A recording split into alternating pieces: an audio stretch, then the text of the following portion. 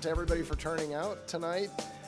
This talk is part of a series sponsored by the Bucknell Program for American Leadership and Citizenship. The next program in the series will be on February 18th when columnist Rod Dreher and blogger Andrew Sullivan will debate issues of religious freedom versus sexual freedom and American identity.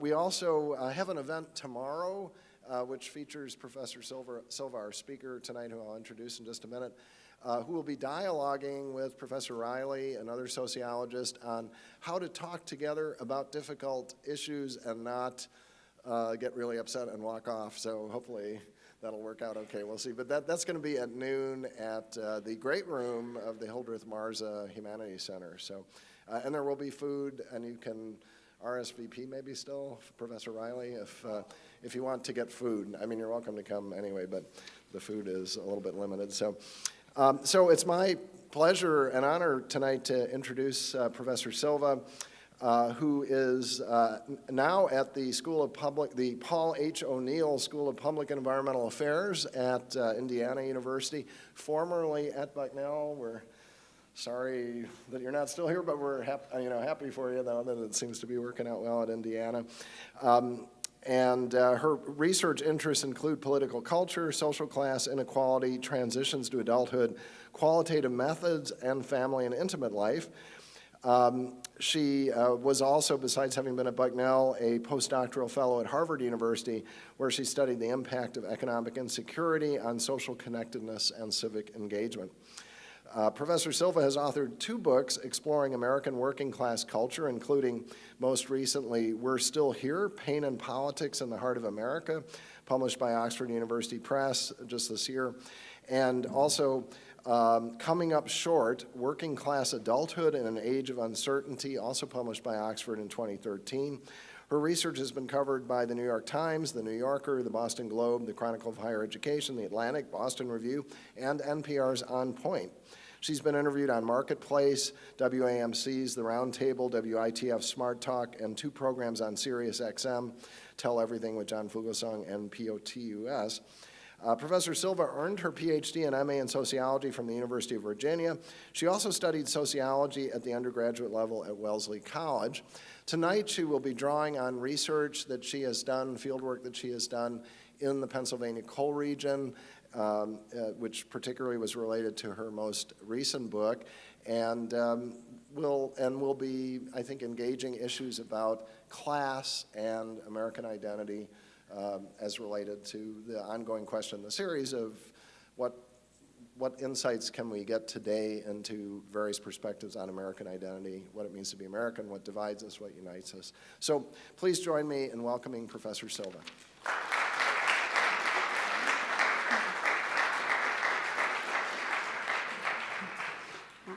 So thank you so much for inviting me to be part of your series. It's really fun to be back. I miss all of you a lot. And I am hoping to offer some observations about American identity and politics in American working class life today. So I'm going to start by talking about my recent book. It's called We're Still Here, Pain and Politics in the Heart of America. And this book basically explores how poor and working class people connect their everyday struggles, pain, failures, hopes, triumphs to politics. And the book begins with a puzzle. Later on, I can talk about how it didn't actually start with this puzzle, but for now, we'll focus on the puzzle. So basically, we know that for decades, stable working class jobs have been automated, eliminated, and shipped overseas. We see politicians on both sides of the aisle gutting the social safety net, weakening the right to bargain collectively, often protecting corporate profits over workers' basic survival needs. And yet, rather than rise up to fight for their fair share of opportunity, the groups who we think would stand the most to gain from collective mobilization often seem the least motivated to act in their own self-interest. So American non-voters are disproportionately younger, poorer, less educated, and more racially and ethnically diverse. People with lower levels of income and education are also less likely to contact a public official, join a civic and political organization, or donate to a political campaign.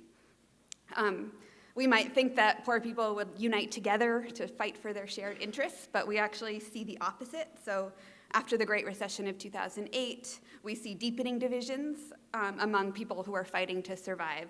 So white workers often turning against racial minorities, immigrants, and poor people. Often scholars just assume that poor people, they don't care, they're apathetic, they're too busy, they don't think anything could ever change, so they give up.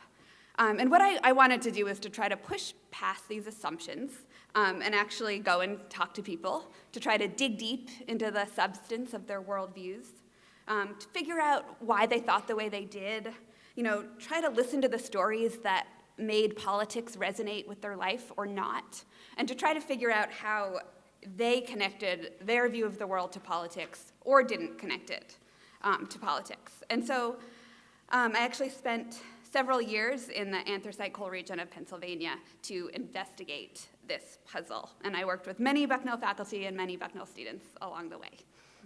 From the very beginning, I was bringing in my transcripts and giving it to my students and saying, tell me what's happening, because I don't know. So I'll just tell you a little bit about the anthracite industry. Much of this comes from Professor Marsh, which peaked during World War I, employing 175,000 men, supporting a population of about 1 million people. And then we see anthracite mining falling, first to 17,000 by 1961, and just 2,000 mining jobs left by the 1970s. And today we see service jobs in education and healthcare and retail. The jobs are mostly non-union, paying low wages, not offering a lot of benefits. If you drive around the coal region, neighborhoods that used to have a bar and a church on every corner, now we might see tattoo parlors, liquor stores, vape shops, and dollar stores. And in the southern counties of the coal region where I did my work, we also see politicians who advocate pro-business and often anti-welfare politics gaining support. So basically what I did, I just started talking to people, meeting working class and poor people, and I kind of tagged along as they dealt with the challenges of everyday life. So, if they were trying to find a ride to pick up their kids at Head Start, or trying to find an empty bed at rehab for their family member, selling gun bingo tickets to raise money for a school trip, trying to figure out how to buy a fish tank for their daughter for Christmas when, their electricity had been shut off and they didn't have any money. I tried to witness how this decline was being lived and felt, and also listen to them as they connected their lives to politics in ways that I had never anticipated. And so even though I started off wanting to talk about voting, this research kind of took me into this maze of family troubles, addiction, joblessness, racism, violence, incarceration, and early death. So you can tell this will be a very cheerful talk today. So just to give you a broad overview, so most of the people I met, they were really critical of growing economic inequality, and they were very critical of politicians who they thought had failed to protect them from poverty, exploitation, and shame. However, the institutions that we would expect to mediate between their personal suffering and collective struggle, like blue-collar jobs, like churches, unions, jobs, even political parties, those have become weak, but they've also become sites of betrayal for many of these working-class people. And so what I found, and this again was a little bit of a surprise to me, was that I wanted to talk to people about politics, but they wanted to talk to me about pain. And they wanted to talk to me about coming to terms with the pain of their lives, and basically how they were transcending pain, to think of it as a good thing, to think of pain as something that promised a reward for them. And so over and over again, I basically heard these stories of people who are detached from institutions, they're distrustful of the people around them, and so what they did was they created these bridges in their minds between their own suffering and politics, in ways that made their own suffering feel very productive and honorable, but that actually really solidified their detachment from American society. So in a way, I'll be asking, is there any American identity left at all for these people? I will give you, I think I have time, I'll give you like a little bit of framing of how I think about this project. So most work in politics is often quantitative. We have a lot of polling, but the problem with public opinion polling is that it isolates people from their social environment. It might explain people's worldviews in quantitative language of prediction. And this allows us to understand what people think. It might let us see where their opinions fall on an attitude scale, but it doesn't really let us see how they arrive at these positions. And so what I wanted to do was listen to people's stories, the stories that people tell about who they are, about what they've been through, about maybe how their lives should have turned out, and to think about how these stories do the work that would connect, independent and dependent variables if we were to do a survey. And so in my work, I take as a starting point that people's experience of the world, whether or not we think this perception is valid or sensible or true, could have an impact on their actions, health, and their relationships if they act as if these perceptions are true. And we can capture these perceptions by listening to people tell their stories. So the title of my book, which is We're Still Here, is this call to listen to people's stories and to listen carefully, especially to people who are politically silent, even if they are silencing themselves. I will do a little bit of data overview, so I don't have slides, so I'll just talk a little bit about how I did this. So I started this work in 2015, terrified I'd never get tenure, so had to write a book immediately. And so I started attending public church services, local football games. I went to town meetings. I went to firefighting clubs, drug addiction support groups, and I would go to bus stops, restaurants, and bars. And I would just say, I'm an assistant professor from Bucknell, hoping to learn more about politics and life in the coal region, and basically ask them to talk to me. I was called for a while the interrogator by a few people, but I did slowly and painstakingly establish trust with families. As I became more trusted, I started off with 67 coal region residents who were white, and so I defined working class as having less than a 4-year college degree, people who worked in unskilled and semi-skilled jobs, and then I split that by gender. So, the white people I talked to, they were carpenters and painters, soldiers, truck drivers, factory workers, EMTs. And the white women were waitresses, bartenders, cashiers, home health care aides, beauty tech, maids, and some full-time moms. So interestingly, a long time ago, I thought this would be a book about white working class conservatives. But as I was interviewing, I couldn't really find anyone who felt that strong about politics that they would identify with a party or really advocate for any policy preferences. So basically, all of my lit review was useless. I had to start over and end up kind of talking about disengagement rather than voting. So among the white men I talked to, about half of them did plan to vote for Donald Trump, but half of them wanted to abstain from voting. And among the white women, 60% were not going to vote at all, 30% liked Trump, and about 10% liked Clinton. So this is 2016. So the sociologist Kristen Luker, so if you took my field research class, you know her well. She has this quote where she says, sometimes an ethnographer doesn't know what she's looking for until she's halfway through the data collection. And so what happened to me was, as I was interviewing white residents of the coal region, I kept hearing about the newcomers, so Black and Puerto Rican people who are moving into this rural, racially homogenous area that has been called Alabama without the blacks. And so the white residents were saying that the newcomers were destroying the community, they were abusing welfare and public housing. So I was very curious, so I then added 41 Black and Latino people, also divided by gender, to my sample. This was interesting to me because the newcomers provided this unexpected opportunity to look at diversity and divisions within the working class.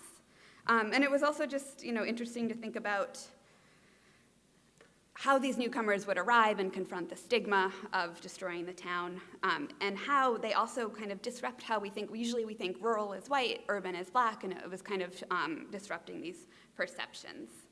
And so the newcomers I met were living much more precariously, so they would be working as day laborers, maybe shipping and receiving temporary jobs, and health aides or bill collectors. And almost all of the newcomers said they would not vote in 2016.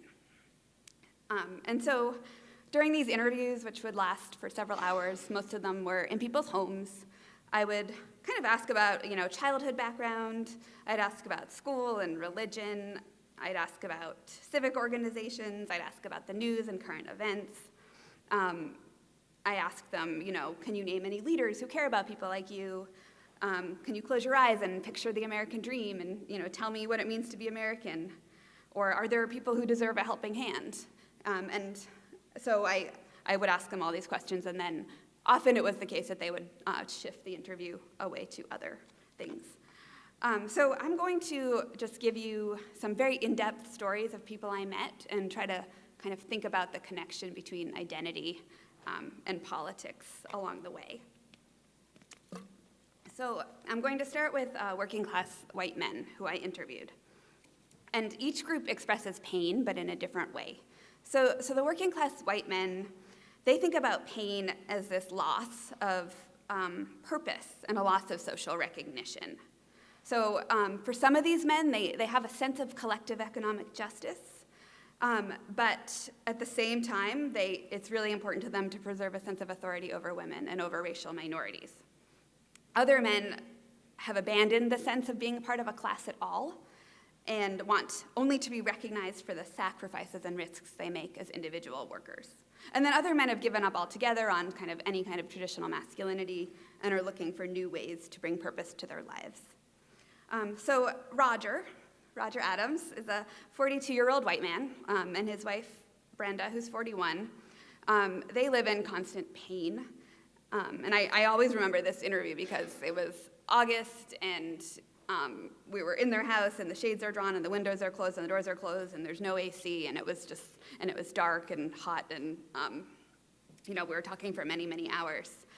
And so they tell me that they've been trying unsuccessfully to get medical assistance for disability so he says he has depression, neuropathy, diabetes, the early stages of congestive heart failure, and obesity, and she has scoliosis, hypothyroidism, and PTSD from childhood. And he tells me, Roger says, I'm waiting for my hearing right now.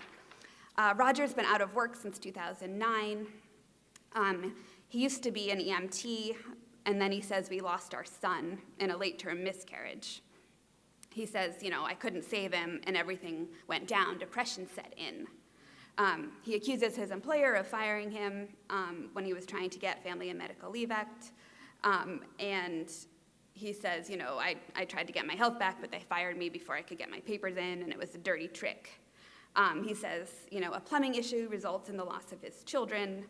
A neighbor complained, and Child Protective Services took their children. And he tells me, since then, I've just been trying to make things right. A man needs to make things right. Now he spends his day lying in a recliner. He has a pharmacy bottle, an orange one, on the shelf above his head. He tells me he can call a doctor in town whenever he wants, who's famous for prescribing painkillers. He says, even if I have a cyst or something, like I have cysts left and right, I'll call the doctor. Maybe he'll look at it 5 minutes, but then out the door I go. I'll just write you a script. Go ahead. And so he says, they just squeak by on food stamps and their 5-year-old daughter's Social Security insurance. And so Roger's actually a registered Democrat. He voted for Obama in 2008. And he isn't like this conservative who's against, intervening in the government, intervention from the government at all. He's very proud that his dad collected many checks for his pension and for his injuries. But Roger says the Democrats do not do enough to help people today. He says, my dad was a Democrat, and I'll stay Democrat for him, but I'll never vote Democrat again. At one time, they helped our family, they really did. But I think they could have gotten me back to work. Look at my health, look where I'm at. I want to go back to work. I wrote Donald Trump that. I said, if you get me my health back, I will go back to work. You can have more than my vote. I'll work for you. I'll go beyond his personal security. Make me some kind of friggin' bionic man. So he sees himself and his forebearers as the backbone of America. And then I say, is the American dream still alive? He says, it's dying. I mean, maybe for refugees it's alive, but for anyone here, it's dying. And he's really seething. So at one point he says to me, a race war is coming. It will be black against white, Hispanic against white, and we will fight it out in the streets. And then he tells me maybe God made him disabled so he wouldn't be able to go out into the world and start shooting people. He tells me the government needs a totally new overhaul, clear everybody out, put some kind of bomb on them. And then he summarizes his life.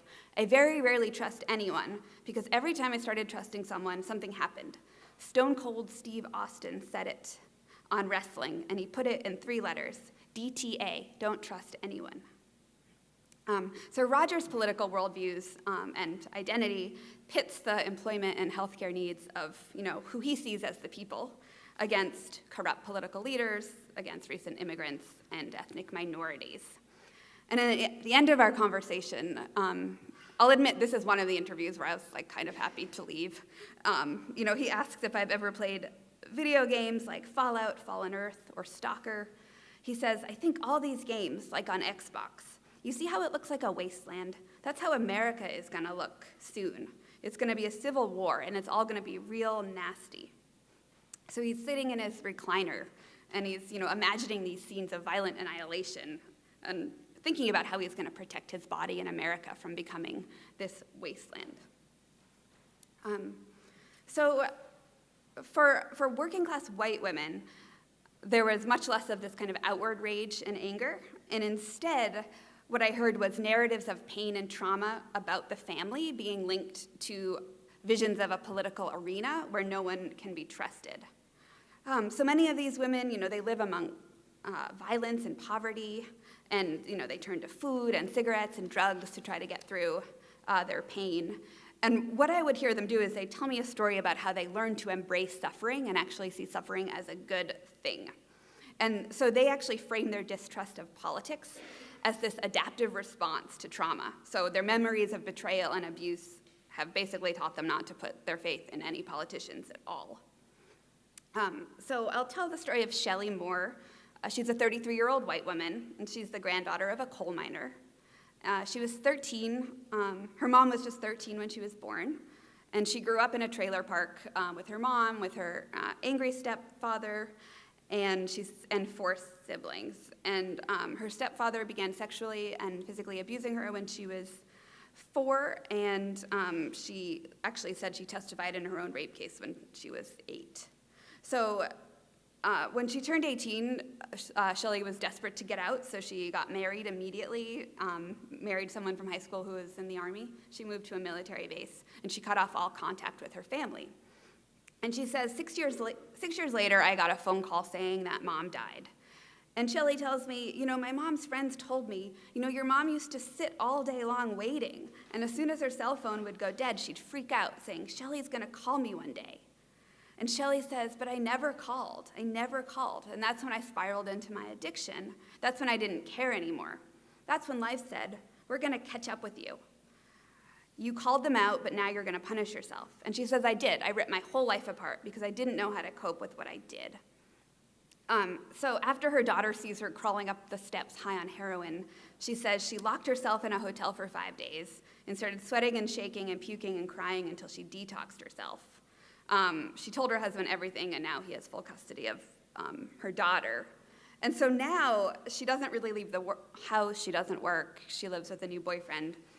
And I'm like, well, what do you do to support yourself? And she's like, well, I could get disability because I have PTSD and I have anxiety. I could be hopped up on all kinds of medication and help, according to the state. But then she talks about why she wants to reject any kind of help from anyone. So she tells me, there's a doctor on YouTube, and he was talking about how he'd seen a magazine, and the article was called How Do Lobsters Grow? And the doctor on YouTube says, lobsters are soft, mushy creatures that live inside a tough, rigid shell. And so when the lobster starts to grow, the shell doesn't expand, the lobster does. So the lobster swells, and it feels tight, and it feels under stress. So the lobster goes off, sheds the shell, grows a little bit, produces a new shell, goes out into the world, and deals with life. So the doctor says if lobsters had doctors, they'd never grow, because the moment the lobster would feel uncomfortable, the lobster would go to the doctor, they'd prescribe it this, prescribe it that, and the lobster would never experience what true growth is. If the trigger for growth in a lobster is feeling uncomfortable, what's the difference with people? If we take kids out of stressful situations, and it's not positive, but they're growing, and you seclude them and medicate them, and you put them in isolated bubbles, then they don't naturally learn how to cope and deal with things that are happening. She says, avoiding pain will just leave you vulnerable and unprepared for life's trauma. She says, and people blame society. Why? We need to be stressed out. I'm a recovering addict, heroin addict. I didn't take medicine to get off the drug. I didn't take anything. I sat my happy little ass in the bedroom and I sweated it out, I suffered it out, I stressed it out. Because the best system for growth in life is stress. So interestingly, then we start to connect this more to politics. So Shelley registered as a Democrat when she was 18, just like her parents and grandparents, but she now abstains from voting completely. She says, my family is so fucked up on drugs, and they live off the state, and I want my hands out of that shit show. And so for her, this resilience takes this form of a celebration of pain, denunciation of any kind of social safety net. She cuts herself off from people who she thinks have caused her pain by basically saying, depending on anyone just makes me weak. Isolation is a much better way to survive. So she basically says, I'm more worried about survival than the shit show of politics. She keeps them totally separate in her mind. And then she says to me, am I going to put my life or my child's life in the hands of someone who can't keep their story straight? I'm not going to put my life or my child's life in the hands of someone that uses that much orange spray tan. So we can see, she sort of treats this view of the world as if it were true. She also snuffs out the possibility of her own efficacy in ways that could have pretty serious consequences for her future. Okay, so now I'm going to shift a little bit and talk about the newcomers in the coal region. So basically what I learned is that over the last decade, in cities, rising housing costs, poverty and crime have been pushing Black and Latino people out of urban economies and into the coal region. And so the newcomers I met were seeking these settled and stable lives. And many of them told stories of growing up amidst violence, childhood trauma, neglect, extreme neighborhood violence, and drug abuse. And they actually talked about the coal region as a place where their children could have better futures and would actually magnify the positive consequences of suffering, kind of in the hopes that their children's life would be better. There was a lot of optimism among the newcomers, but it was not optimism that was outwardly directed towards political action, but mostly just focused on self-protection. So one of the cases that stood out to me is Raphael, who's a 36-year-old man who was from Harrisburg. And this was an interesting street because he's flying a Puerto Rican flag off of his porch. And then 2 doors down, there's like a row home that has a sign that says the silent majority stands with Trump, and you can just sort of feel the tension all the time. And so I go into Raphael's house, and like most people, he has his shades drawn, the lights are off. He tells me if I had come to the door unannounced, he would have slammed the door in my face. And I was like, okay. And so once he lets me in, though, he actually ends up talking for 4 or 5 hours, with one break to make bologna sandwiches for his children, which smelled delicious. But anyway, so basically, Raphael, when we sit down, it was really meaningful to him that I was writing a book and that his story would be in it. And he tells me, I've been through it all. I've been through it all, and there's nothing that will take my humanity. He says, I was at the lowest point in my life plenty of times. I was homeless, I was on drugs, I was in jail. I've endured life for real. He says he's been locked up since he was 12. He'd been upstate twice on felony charges, kind of moving in and out in jail. And then kind of when he would come out, he had children with a girlfriend. And he basically says he's found redemption through fatherhood because he's thinking about his children and how they live. He doesn't want them to live how he lived. He tells me proudly that even when he got his second number and went upstate, he diligently pursued numerous certificates and his GED. And he actually leaves the room and comes back with this stack of what he calls his papers. And he says, look, and then he shows me, he says, the hair on my forearms is trembling when I talk about this because, I came home with all these papers and diplomas. And he shows me all of them, and he has one for anger management, and he has one from pharmacology, and another from parenting skills, all of these papers. that are really meaningful to him, kind of a sign that he did something with his life in defiance of this world that doesn't seem to care. And so he's also very disappointed because he thinks about what he could have done with his life. He says, I'm not stupid. I feel really proud to be here at this table having a conversation. I have 2 felonies, but I'm human. I've tried. Nobody knows that, but I have tried, and it hurts. And he says, I could have done so much, but the society I grew up didn't let me. Because every time I tried, it was like, no, ever since I was a kid, I was taught the world don't care. And he says, when I came home and tried to better myself after prison, the world shut me down. He says, I couldn't get a good job, even with all my papers. You see all this. I tried to reintegrate myself. They told me, you have to get ready to reintegrate. But then they put me back in there, and society was like, yeah, right. And he says, for 2 years, he couldn't find a job. He says, I cried like a baby to my mother and father. And so, he's sitting there, he's watching the smoke swirl off his cigarette, and he says, everything now is just for the future of my kids. I don't want my kids to go through what I did. I want to know there's better things in life than racism and poverty. I want them to have a career. I don't want them to have drugs, sex, everything. And so when I start to talk to him about politics, he basically is very critical about the history of the United States. He says, I've never seen an American dream. He says, I don't know where you grew up, but there's no such thing as make America great again for me because it was never great. He says they came here, they took Indians off the land, they took natural resources, and he says they're just bullies. And so basically he has no identity as an American. He has a complete lack of faith in the United States as anything other than a greedy enterprise. And so he also then ties this sense of betrayal into his own biography. He says, my dad came here with no education, he didn't know English, they drafted him straight to Vietnam, and that's why I don't vote. And so he, kind of interestingly, he still believes in a better future for his children, but he says, I'm 36 and I feel lost. And it's just, I worry about my kids' future and what it holds for them because I'm done, I'm good. I'm just waiting now. So he's 36. He says, I'll hit 70 or whatever, watch my grandchildren grow up. I'm just waiting, I'm done.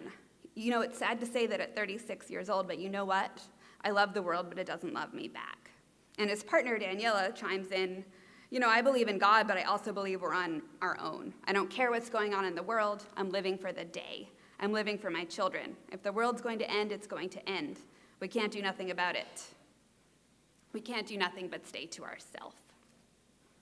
And so now I'm just going to try to return a little bit to the question of identity in politics. So as I said before, when I was doing my research, it was really hard to find people who would talk to me about politics. One of my strongest memories is on the day of the 2016 election. I showed up for an interview with my I voted sticker on, and this guy named Graham Henry just basically laughs openly at me. And he's like, wait, you don't really believe you have a voice, do you? And I was like, and he's like, you should take that off, seriously take it off. And so it was kind of a moment of shaming for believing that, democracy would be responsive. And so kind of over and over again, I've met people who were very disconnected and very distrustful. And this is something that actually united people across age and race and gender, where, they distrusted the government, they felt betrayed by social institutions, and they basically felt that conventional politics was pointless. So another quote that stands out to me was a man named Andres who just told me politicians are selected, not elected. Why would you think any different? And so what unites all of the different people I spoke to across their different histories and identities, across race and gender, was this inward turn, this inward focus, where they were focused on self-protection, they were focused on enduring the day, and very focused on personal redemption. And so I'm always very naive. I'm always expecting sort of outward-directed external strategies for changing the world, and I never find that. So, they embrace self-help mantras. Many of them talk about conspiracy theories or race wars, all of which kind of promote their individual survival, but not a larger class survival. I also found that invalidating other people's suffering also stood out as a way for people to create an identity as a moral person, and a lot of them drew strength from saying, I don't depend on anyone, or I don't need anyone. The story that tied people together is that pain is a test of individual willpower, and if you can kind of survive it, then you are a moral person. You did it on your own. And so when I was sort of thinking about this, because I kind of wrote a book already about people's stories of pain, so I didn't mean to do this, and then I kept hearing people talk about pain in this book. So I was sort of trying to make sense of this and trying to understand kind of pain as a way to connect individuals in a larger society.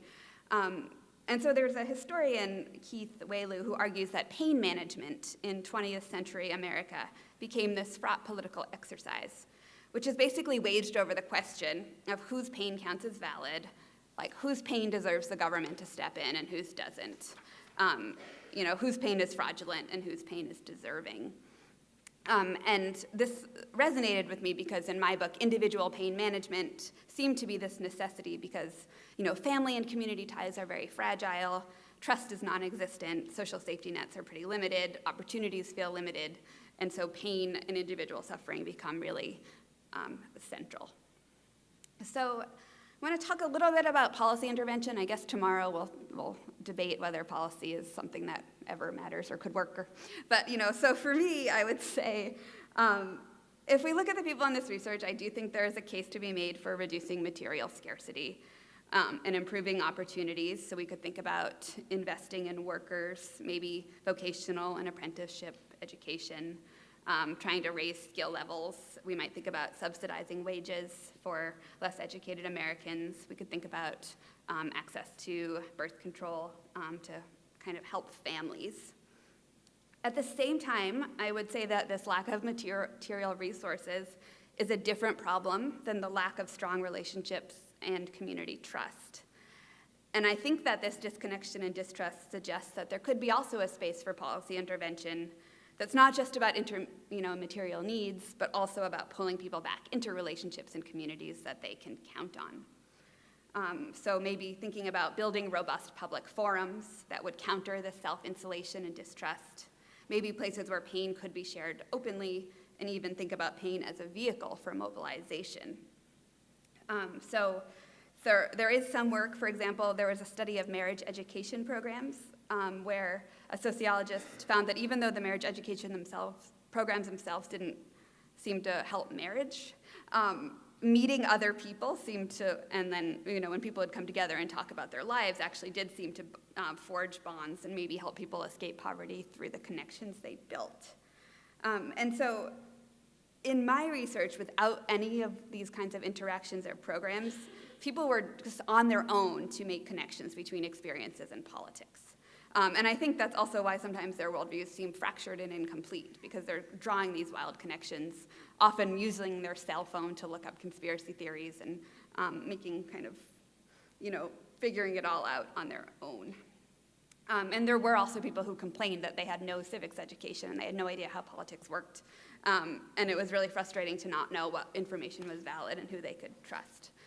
And I think that suggests that, possibly a network of very trustworthy community organizers, civic and political and religious organizations, could possibly help people tie the pain they experienced in their own lives to the pain that other people experienced, maybe kind of building this bridge between individuals and communities.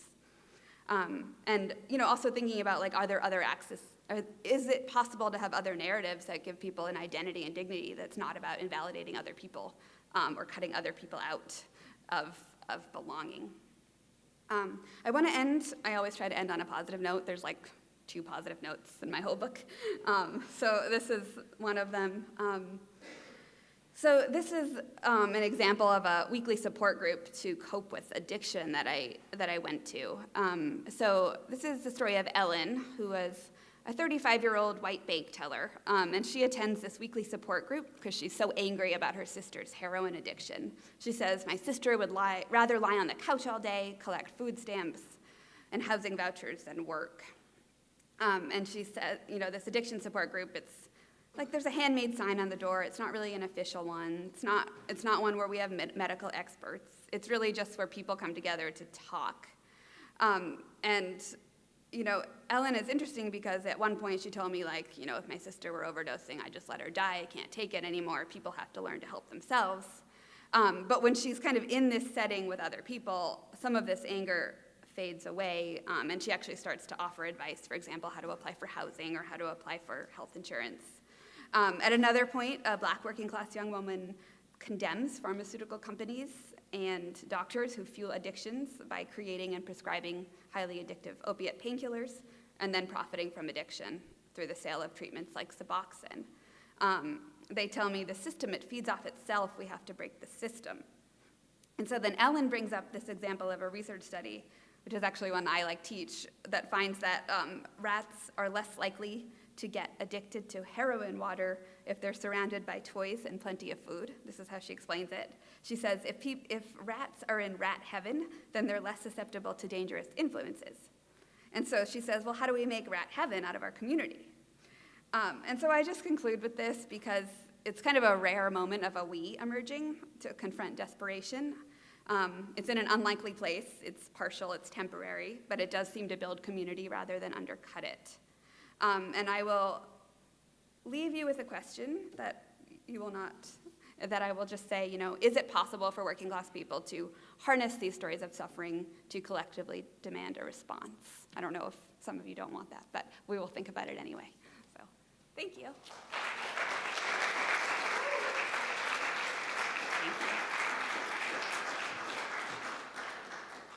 So thank you so much for that great talk, and we're going to open things up for questions. I just thought I'd start with a quick one. Really loved your book, and it was great to have the opportunity to read it, the most recent book, which I've read. In the book, I was interested, especially towards the end, as I recall, you raised some interesting points about J.D. Vance's Hillbilly Elegy, critiquing it a bit from the field work that you've done. Of course, his work was more of a memoir, but it's had gotten a lot of attention in terms of his raising issues about working class people and their struggles, I think in southern Ohio and West Virginia, where his family was from. So I was just wondering if maybe you might want to start just making a few comments about his work, if you don't mind. Yeah. When Hillbilly Elegy came out, it's one of those books where you're like, oh no, is he writing the book I meant to write? And he did it a year before. And it's also a beautiful title, and it caused a lot of anxiety. But it wasn't the same. It wasn't the same book. So this is like a story of J.D. Vance, who I think is now a lawyer, who grew up in a pretty dysfunctional, poor family in Ohio. And he talks a lot about drug addiction and abuse in his family, and basically how he got out, how he joined the military, and he worked hard and was able to escape. And it's kind of like a searing portrait of, I think, betrayal of his own family who weren't there for him, and then also kind of calling on other working class people to, basically take responsibility for themselves and pull themselves out. I don't know. To me, in a way, I would say he would fit in really well in my sample because he is talking about pain and suffering, and then his own story is really about using pain as this vehicle for escape and for growth, and also in a way invalidating the pain of other people and kind of saying it's not that bad, you should get over it. So the narrative itself is familiar. I don't know.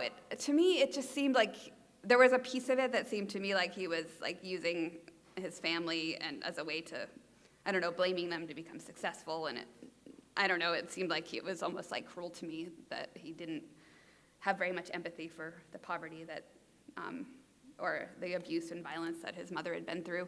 So I don't know. For me, it wasn't my favorite. I guess I would be hoping for that pain to be more of a bridge than a cutting off ties. Yeah. Thanks so much. So Andrew and Professor Riley will go around with microphones here, I think, if that's okay.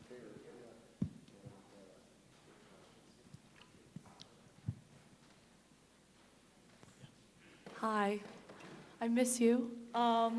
So I have a question. I know you talk a lot about how it was really challenging to talk about politics with all of your respondents, but were there any other challenges or obstacles that you faced during your research besides that big challenge, I guess, or after your research as well? Yeah, so I guess I would say a few, one one is like the getting in part, where you really are just like kind of starting out and you don't know anybody and you don't know where you are, and it's kind of scary to go up to people and ask them to trust you and talk to you, and it just sounds like really strange. Like, I have this job where I want to just talk to you about your life, and so I think like there's just some anxiety of getting in, and then this is like not a big deal, but actually like doing the field work is kind of challenging in the sense that it's every day for many years, and it's very long days, and I don't know, I'm like always hungry in the field, and I'm always like in the gas station parking lot eating yogurt, and like, I don't know, there's, and then, you know, you kind of come home like covered in smoke and, you know, just feeling bad, I think, about what you heard that day and trying to process it.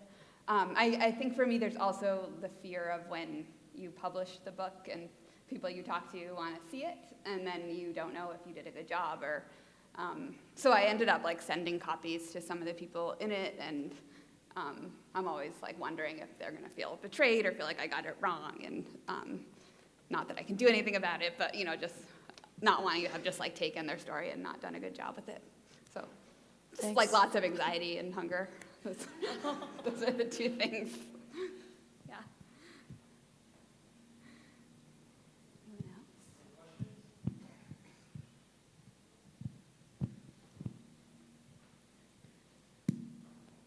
else? So I know this research was like leading up to the presidential election in 2016, but I was wondering, like, when you got people to talk about politics, if they had any perspectives on like local or state level politics, or if that was like maybe not something that was as visible to them. Yeah, so I would say the local story was usually one of corruption. And it was often about kind of observing local officials doing corrupt things. It was very like insider politics, old boys network, kind of this idea that it just wasn't very functional. And the state was kind of similar, kind of scandalous, but also a state that had not always supported working people, kind of like in terms of workers' rights and wages. So those were the main local stories.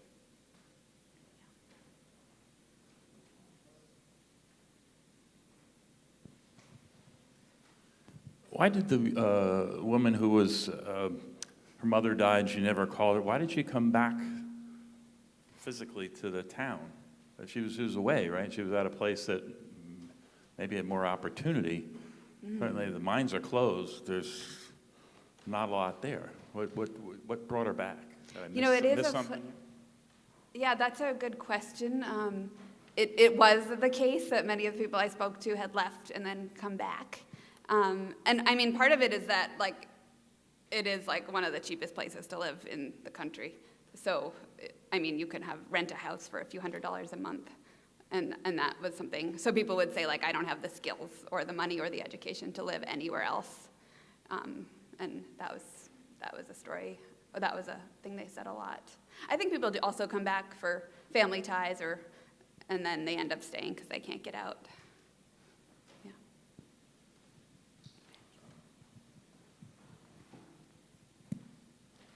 This follows up on that question. And you probably don't have the data to actually answer this, but free market economics, classical economics, tells us that when you get a region like the anthracite region, where the basic industry that created those towns and those cities has gone away, that the people, if they're rational, will leave. And they'll go elsewhere where they can get other jobs. And yet, obviously, the majority of people have stayed.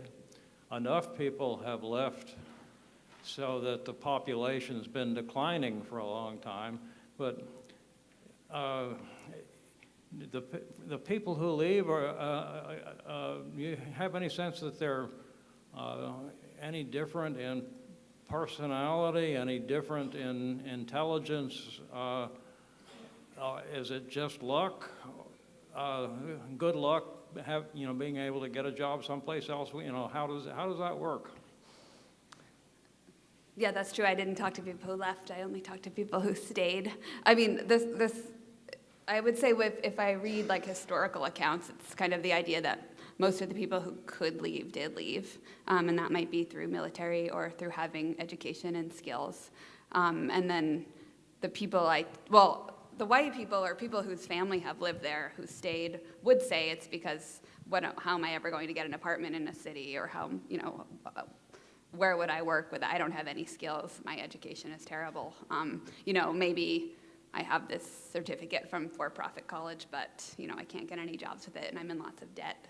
So I do think there's sort of a left behind almost population that doesn't have skills and is not very useful and feels just like very stuck. And yeah, that they wish they want to leave as well, I would say, but they can't. And then there are also family obligations, like, maybe your sister has an addiction and she has a kid and you take care of her. So you can't just leave, you have to stay there for the kid. And that happened too. Do people report the world they're living in as changing? I mean, I understand that the world is problematic, but do they see a recent past that was different? Do they get a sense of the world in a trend? Mm-hmm. Oh yeah, and I did mean to add, so the newcomers see the coal region as a place where their lives will be better. So it's not all that people are trying to get out. Some people are actually going there for a better life. But yeah, so most of the white people I talked to had this story of kind of moral decline. And so the way they talked about the past was like, life was really hard, but, everyone worked together, and, we didn't have a lot of money, but we'd all go to church in our old station wagon and eat dinner together. And there was someone told me how, I remember there was one man told me that he survived Vietnam by telling himself nothing means nothing, like don't think about what's happening. And he said he feels like the world today is like that, like there's no connections, there's no meaning left, everything's just about greed and profit, and there's no future left, I think. So yeah, there was this really big sense of decline among the white people. Among the newcomers, it was kind of the opposite. It was, okay, well, I can afford a house and my kids can play on the porch and not get killed, and this is good. So it was almost like two realities in one in the coal region. Do they ever think about being I did work in poverty in global medicine, and they had sort of like a cooperative. Food is important. You have to have a place to live, and I understand why they're living there because it is cheaper living out here. But food is also important, and food is expensive. Is there any way that they could have like a cooperative of, like we have the Lewisburg Community Garden type thing? Would they be motivated in something like that? Bucknell is doing that, right? Isn't there like a community garden now? Yeah, there is, and there's even a farm. But I think I was not in the region. I think I wasn't doing research anymore at that point, but I do think there'd be interest because people would talk a lot about how expensive it was to have fresh vegetables. I mean, and food is important, and you can grow a lot of food very inexpensively. Yeah. I don't know, maybe some of the students are in AmeriCorps or thinking about it. That's some way to get people to work together and to produce something, and then you think you've done something, and you need food. Is that a possibility, or are they too far gone to? No, I think that is I feel like that's happening. Is that in Africa. Kind of happening, sort of, a little bit? Yeah, I mean, in Africa, you see the women out at 4 or 5 o'clock in the morning. Now, you don't have to do that here, but they're busy. They're producing something. Yeah. They're producing children, the hell with their partners or whatever, but they are doing something, and that gives them self-assurance. Yeah, I think there is like a longing to be busy for some people too, to be doing something or. So that's a possibility, I guess. I guess someone has to get out there and start it up. I don't know. Yeah, I mean, we're wasting so much money with government stuff that doesn't work. Just simple stuff would be, to me, makes sense. Yeah, I think these sort of simple, like face-to-face, active things are going to be much more effective than any kind of national, movement. So. But they're not. Where do they buy their food, or do they go to food banks? Both, yeah. Yeah. Local grocery stores or food pantry. I mean, that's the other thing I do is I hand out food every third Friday of the month, the first and third Friday, and I see the same people, all year long. and they don't move forward. That's true. So how do you move them forward? It's a problem. This I don't have an answer for. I was wondering if you got any feedback from the respondents and what they thought about the book. I actually so I have this one person who helped me a lot. I think his name is Derek in the book, but he introduced me to a lot of people, and we sort of became friends.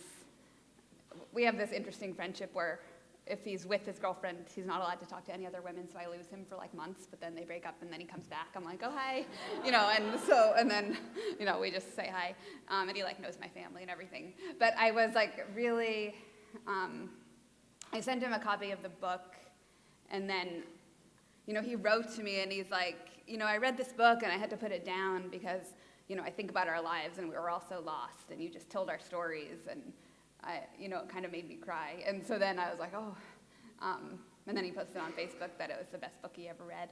And I was like, then I kind of teared up, I admit it.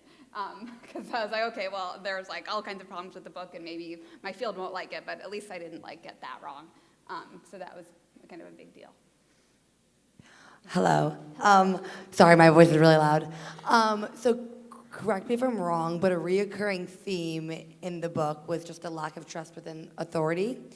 So when speaking to these people, I don't know how they perceived you, but how did you get them to trust you? I know. Yeah, so I think one of the things that was funny is that I had introduced myself as an assistant professor, but I think people thought I was like an assistant, like to a professor. Actually, they would say that sometimes, and I think that kind of worked to my advantage in a way. And people would almost like want to help me. Like they'd be like, oh my God, you have to do 100 interviews. Like, let me help you. Like, that's a lot. So I was like really lucky that way in terms of that. And I did have like a few people that I did get to know pretty well. And once I could be like their friend, or that was kind of like vouching for me. Because like I learned early on that one person told me that the police in the area like rely on confidential informants to figure out who's using and selling drugs to arrest them, and I'm like running around talking about how I need informants, and people are like, oh God, you need to stop saying that. And so I basically had to be vouched for to the extent that I wasn't like an informant and I wasn't telling on anyone, and they could. And I'd be like, listen, I'm like not allowed. My ethics board like will not allow me to share your name. Like you're safe. Like I have this form, and I think it slowly started to work. Yeah.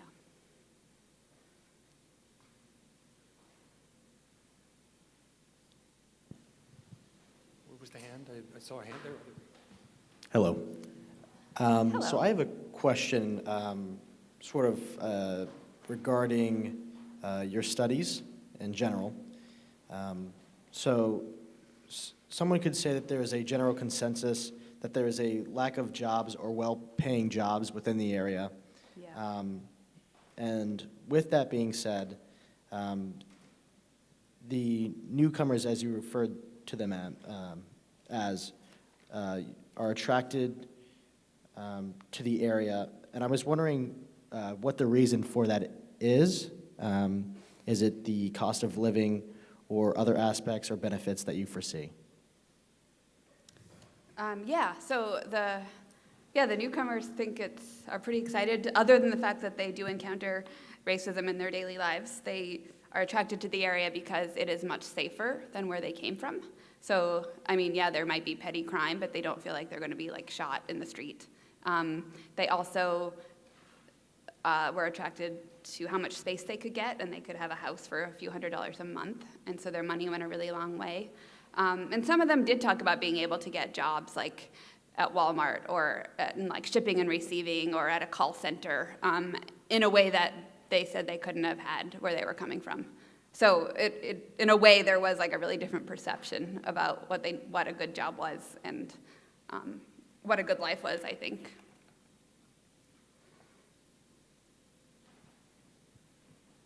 Hi. I just wanted to know, how do you remain optimistic about the futures and the lives of the people in this region while doing, really harrowing research. I know.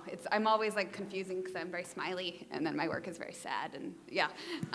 So it's, I don't know if I remain optimistic. I do think, like, part of it is that I try to dig really deep and like figure out what's going on, and I mean, maybe a part of me thinks if I can like tell the story and people read it, it might make people care. Part of me thinks, well, if there's going to be any policy initiatives, at least if we hear people on the ground and what they go through, we might be able to write better policies than if we didn't listen to what their lives were like. So there's a little bit of that. But I don't want to pretend that I'm like super optimistic. It's like really hard, and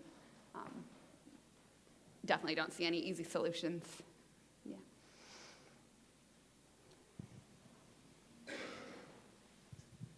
Hi, thanks for sharing your work. Back to this question of identity. I heard you particularly at the end talking about how individualistic the worldview of your people you worked with is. And it seems to me that in some ways that's quintessentially American. It fits in the American ethos. You were contrasting that to being having a robust sense of communal and family ties. And so it seems like in some ways this is an American story, but it's the dark side of the American story, that it fits in with certain perceptions of American individualism in ways that actually exacerbate the problems. And I'm thinking here about particularly kind of communitarian philosophers and those who want to build a more robust sense of what it means to have these kind of communal bonds and opportunities. And so, I mean, you talked a little bit at the end about policy, and I'm particularly interested in communal groups, and you talked a little bit, I'm in the religious studies department, so I think about early on you said these folks experience a betrayal from the religious communities. So I'm interested in, beyond policy, what type of community building activities do you really see as potential to help build up these communal familial bonds in a way that is transforming notions of identity and culture? And that's just based upon your direct experience in this particular community. And this is like interesting because like in the coal region itself, like it's not like life used to be easy. Like the right conditions in the mines are brutal and life is really hard. And there is a lot of this sort of rugged individualism, but there also is this really rich network, I think, of communities and organizations that maybe help like protect people. If you're like striking, then maybe you can rely on this community to help you. But I didn't get a sense that those were very strong. I mean, there are still like, there's the firefighters like clubs or stations, and those seem pretty strong, and but most of the ones I met were also seemed to be based on a pretty strong sense of exclusion of outsiders as well. And so it didn't always seem to be doing like that work. It seemed to be more based on like everyone else is kind of immoral or bad people. So yeah, I don't know. I didn't get a very strong sense. It seemed like the addiction support groups to me seemed like one place that was popping up that I thought maybe. But yeah, that doesn't mean they don't exist. This is like the world of the people I talked to. I didn't see them there.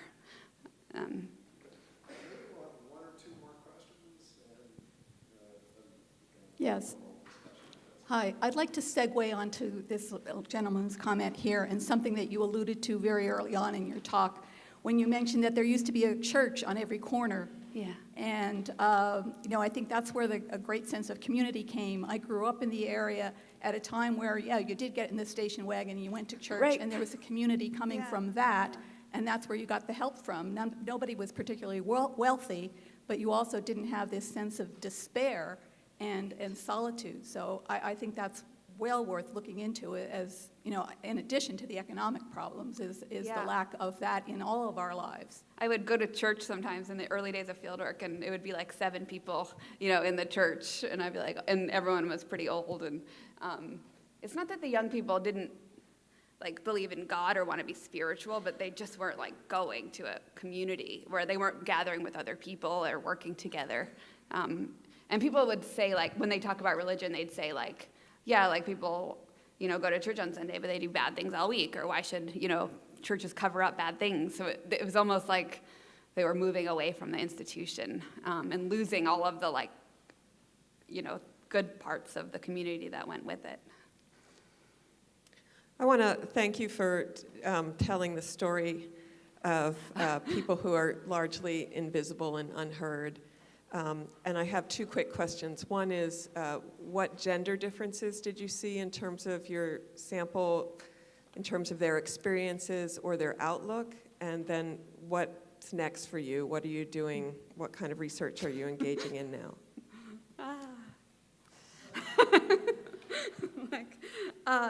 Gender differences. Part of the gender differences are about that story of decline, because what people have lost feels very different. So, for men, it's like a loss of this, provider identity or head of the family, this kind of protector identity, and they kind of feel like useless. And I think they're really losing that sense, they kind of feel like they've been thrown away. And I think there is a sense of I really built this country and now no one cares about me. And that was a different, in a way for the women, it was not that story. It was more of first of all, I'm dealing with all the ramifications of that happening with men I would have married. But then also my identity as a mother and a caretaker is something that looks really different now that I can't do that gendered work. And women, the white women would be really interesting. Some of them would be trying to find new ways to be feminine, I might use food stamps, but I will, make sure I buy a pound of meat and I divide it up into 10 portions and I freeze it and I'm thrifty. So people are doing all this work to try to redefine identity, I think, today. And so the fallout just takes really different gendered paths, I would say. In terms of what's next, I don't know. I'm doing one project right now that's a spin-off of this with Professor Durden, where we are looking at health in the coal region. So we've been looking at women's electronic health records and comparing it with their narratives and trying to figure out what barriers to healthcare exist in the disadvantaged population. So I think that will keep us busy for a while. Yeah. Great. Well, it's been wonderful having and being able to talk with you tonight and hear more about your work. I'll just remind everybody, tomorrow at noon in the Great Room at the Humanities Center, there will be lunch and also a dialogue, which will be another chance to hear more. RSVP for taco buffet. Make sure you get on the list if you want food, because it's dwindling right now. So please we only come, have a and few you can slots left. participate You too, can come, right? but you may not be guaranteed food if you don't send an RSVP. There you go. Just saying. You can be on my Taco side buffet, if man. people get Come on. unfriendly. This sounds kind of strict, but anyway, it's good. All right, so we're going to have our next event in the series again on February 18th, which I think is a Tuesday at 7 p.m. in the Forum in the ELC, which will feature Andrew Sullivan and Rod Dreher. If you're not familiar with them, look them up. We'll have announcements up. Two really interesting writers, and they'll be debating the important topic of sexual freedom versus religious freedom, and is there any chance for people to get together and still have some kind of shared American sense of identity when there is that particular fault line? So please join me in thanking Professor Silva. Thank you. The best audience ever.